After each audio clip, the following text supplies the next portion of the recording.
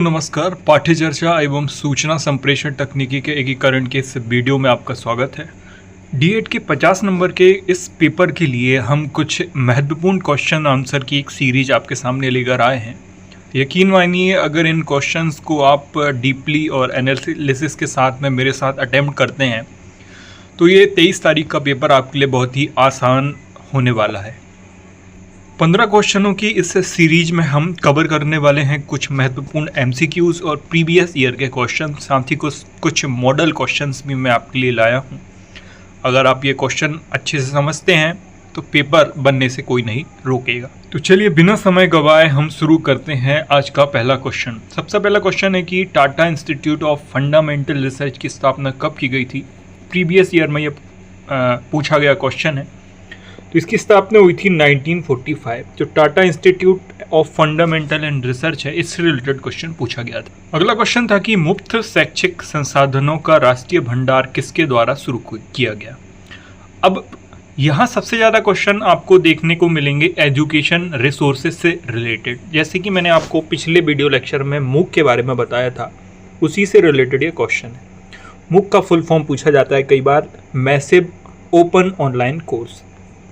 तो इसका जो सही आंसर था कि मानव संसाधन विकास मंत्रालय के द्वारा राष्ट्रीय भंडार शुरू किया गया था। यानी जो ओपन ऑनलाइन रिसोर्सेज हैं उसके लिए राष्ट्रीय भंडार जो है उसमें सहयोग किया गया था मानव संसाधन विकास मंत्रालय का। आपके एग्जाम पेपर में बहुत सारे क्वेश्चन कॉमन सेंस के आते हैं, तो ये ज़रूर लगाएं आप। जैसे क्वेश्चन पूछा गया था कि एक स्मार्ट क्लास है, इसमें कौन सा उपकरण नहीं हो पाएगा।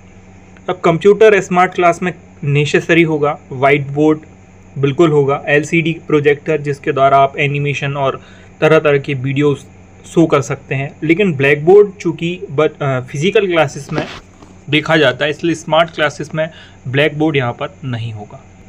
अपने क्वेश्चन पेपर में आप ई पोर्टफोलियो से रिलेटेड क्वेश्चन जरूर देखेंगे। तो ई पोर्टफोलियो क्या है इसके बारे में आपको भी बताऊँगा। फिलहाल क्वेश्चन है कि उपयोगिता के आधार पर ई पोर्टफोलियो कितने प्रकार का होता है। तो विकासात्मक और प्रदर्शन, ये दोनों ही प्रकार का ई पोर्टफोलियो होता है। एक दूसरी चीज़ जो आपको पढ़ के जानी है वो होता है वेबसाइट के बारे में आप ज़रूर पढ़ के जाना। और एजुकेशनल वेबसाइट के 3-4 नाम जो अभी मैं आपको वीडियो में ज़रूर बताऊंगा। तो वेबसाइट का महत्व क्या है, दृश्यता को से रिलेटेड, शीघ्र पृष्ठपोषण, विश्वसनीयता, यह सभी। तो इसका आंसर होगा उपरोक्त सभी। ये सभी फीचर्स जो हैं वेबसाइट के अंदर होते हैं। एक क्वेश्चन मैं आपके लिए होमवर्क में दूंगा कि किसी विषय से संबंधित तथ्यों को क्या कहते हैं, ये ज़रूर आप सर्च करिएगा। अगला क्वेश्चन है कि पोर्टफोलियो शब्द की उत्पत्ति इटालियन वर्ड से हुई है, वो क्या है। तो आपको याद रखना होगा कि पोर्टफोलियो शब्द जो है वो पोर्टाफोग्लियो से लिया गया है। पोर्टाफोग्लियो एक इटालियन वर्ड है जिससे पोर्टफोलियो शब्द आया हुआ है।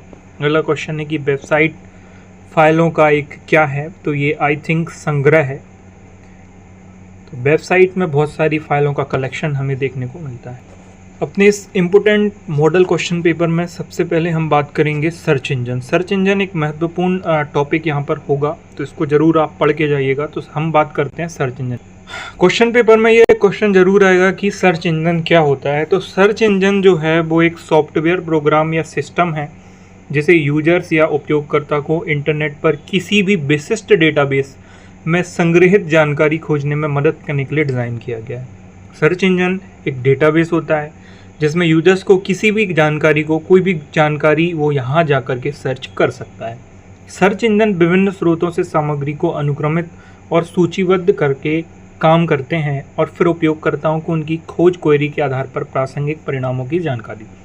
एग्जाम्पल के लिए, जैसे आप कोई चीज़ सर्च कर रहे हैं, आपने गूगल में जैसे DLED सर्च किया तो आपको पूरी फाइल का एक कलेक्शन लिस्ट दिख जाएगा। अब आपके रुचि के अनुसार आप किसी भी वेबसाइट पर जा करके क्लिक करके पूरा डेटा समझ सकते हैं।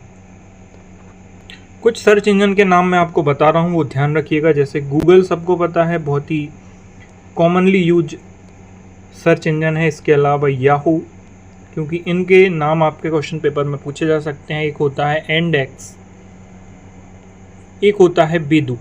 बेदू जो है ये चाइना का है। ये 4 आप कॉमनली याद रखिएगा।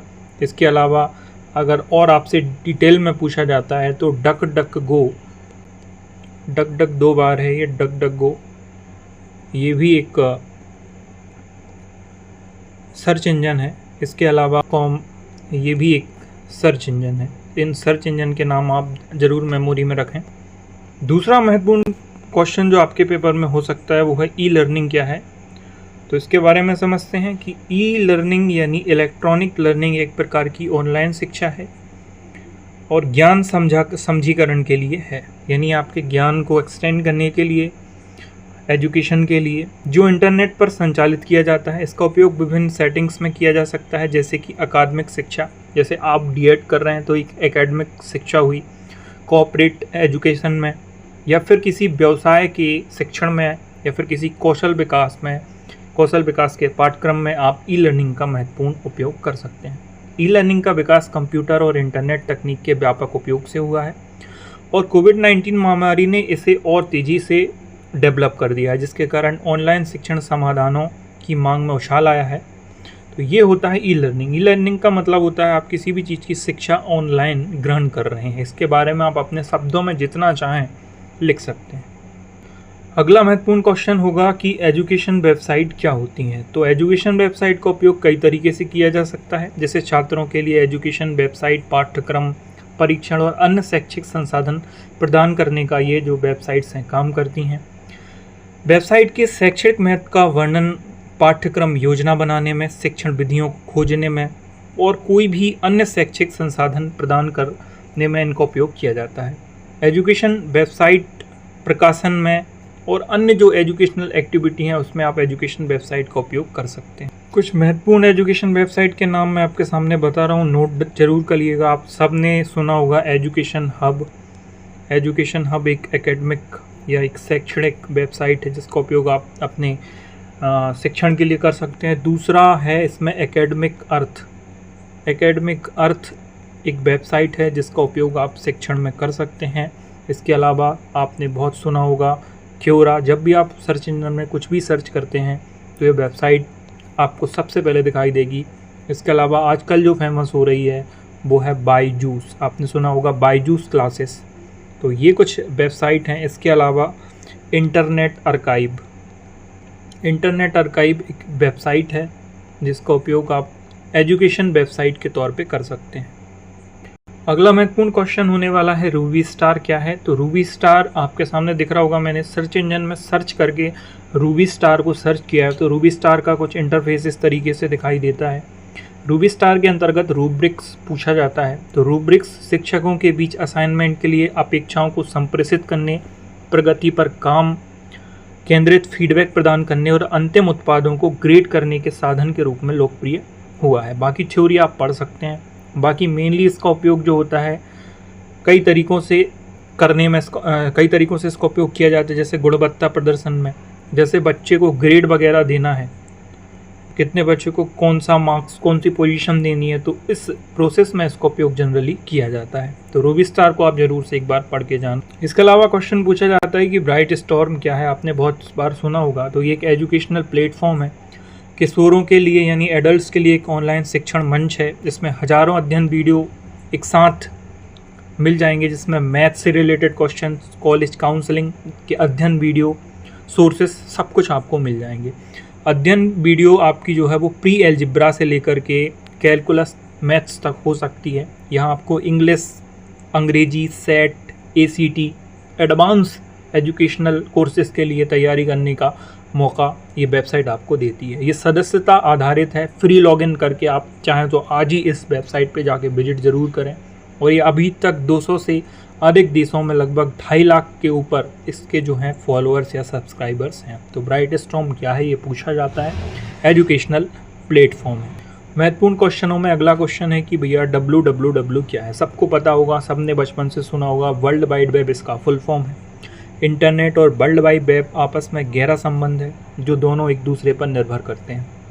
वर्ल्ड वाइड वेब क्या होता है, एक जानकारियों का भंडारण होता है। इसमें बहुत सारी लिंक आपको देखने को मिल जाएंगी। बहुत सारी लिंक्स होती हैं जिस पे आप क्लिक करके मनचाहा कंटेंट ढूंढ सकते हैं। एक ऐसी टेक्निक है जिसके कारण संसार भर के कंप्यूटर एक दूसरे से कनेक्ट करते हैं। इसमें जो भी फाइल मिलेगी वो सब HTML और HTTP प्रोटोकॉल से कनेक्ट होती है। इसमें बहुत सारी वेबसाइट होंगी, उनमें डीपली मटेरियल होगा। तो ये वर्ल्ड वाइड वेब जो है दुनिया भर का सबसे बड़ा एक हब है, अपने शब्दों में आप लिख सकते हैं। अगला क्वेश्चन पूछा जाता है कि ई पोर्टफोलियो क्या है, तो इसके बारे में भी समझते हैं।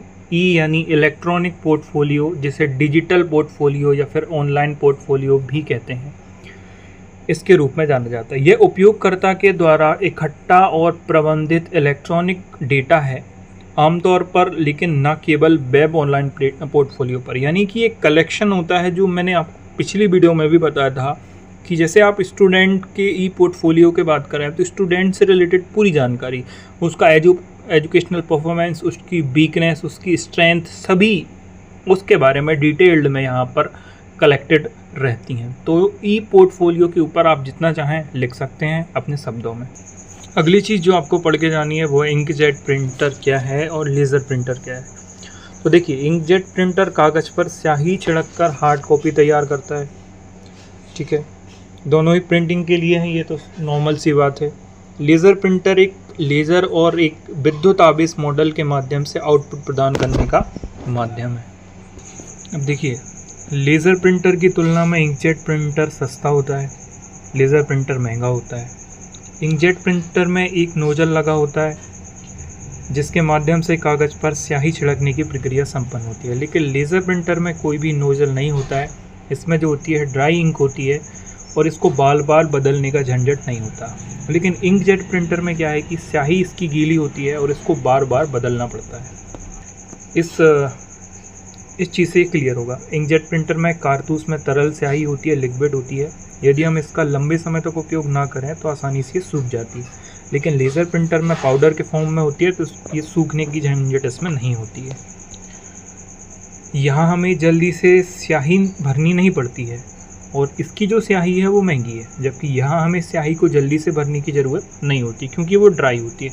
कुछ एग्जाम्पल हैं लेज़र प्रिंटर और इंकजेट प्रिंटर के। जैसे इंकजेट प्रिंटर में यहाँ हम देख सकते हैं कि HP का DeskJet 112 printer, 30 single function printer. जब प्रिंटर में तो HP का लेज़र प्रिंटर आपको दिख रहा होगा। इसके अलावा आपको जो पढ़ना है उसमें कंप्यूटर की मेमोरी कितने प्रकार की होती है, कंप्यूटर के ऑपरेटिंग सिस्टम के बारे में समझना होगा। अगर आपको टाइम मिलता है तो एक बार आवर्त सारणी के बारे में ज़रूर थोड़ा बहुत नॉलेज लेके जाइएगा, आवर्त सारणी से रिलेटेड क्वेश्चन बन सकता है। साथ ही टेली कॉन्फ्रेंसिंग पढ़ना है। इसके अलावा कंप्यूटर सॉफ्टवेयर की कुछ विशेषताएँ पढ़ के जाना। ब्लेंडेड लर्निंग के बारे में मैं बता चुका हूँ, ब्लेंडेड लर्निंग क्या होती है इसके बारे में पढ़ना है। साथ ही कंप्यूटर सहायक अनुदेशन की कुछ विधियां और ये क्या होता है इसके बारे में। आभासी प्रयोगशाला क्या है, बहुत ज़रूरी क्वेश्चन। बाकी ब्राइटस्टॉर्म क्या है ये मैं बता चुका हूँ। ई परीक्षा या फिर ई एग्जामिनेशन, अब जब भी आपके सामने ई शब्द दिखाई दे इसका मतलब इलेक्ट्रॉनिक है। और आपके सामने MS एक्सेल, MS वर्ड और MS पावर पॉइंट आपको ज़रूर पढ़ना है। साथ ही लेज़र प्रिंटर के बारे में मैं आपको बता चुका हूँ। एक बार ये मिश्रित लर्निंग या फिर ई लर्निंग के बारे में ज़रूर पढ़ के जाइएगा। और ये क्वेश्चन आपके कल के पेपर में देखने को ज़रूर मिल सकता है, जिसमें वेबसाइट क्या है और कुछ शैक्षणिक वेबसाइटों के नाम, ये अच्छा क्वेश्चन बनेगा। तो ये थी आज की आपके D.Ed 5th पेपर की इम्पोर्टेंट क्लास। अगर अच्छी लगती है तो सब्सक्राइब ज़रूर करिएगा, साथ ही अगर पसंद आती है तो लाइक भी करते जाइएगा। धन्यवाद।